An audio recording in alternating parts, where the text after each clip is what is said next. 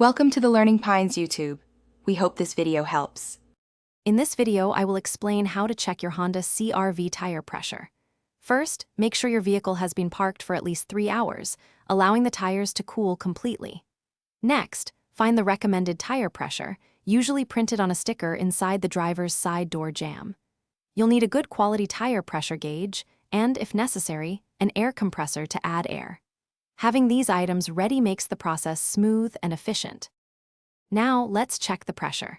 Start by removing the small cap from the valve stem on one of your tires. Place the tire pressure gauge firmly and squarely onto the valve stem. You should hear a brief hiss of air, then the gauge will display the current pressure. Take a clear reading, noting the number.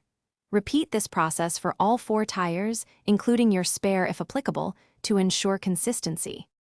Once you have the readings, compare each one to the recommended PSI from your door jamb sticker. If a tire's pressure is too low, use your air compressor to add air in short bursts, rechecking with the gauge frequently. If the pressure is too high, gently press the small pin in the center of the valve stem to release air, then recheck.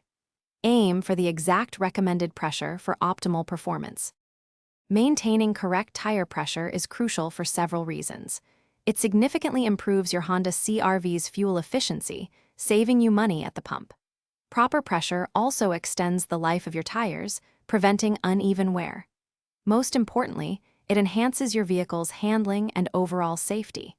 Make it a habit to check your tire pressure at least once a month or before long trips to keep your CRV running its best. Thanks for watching.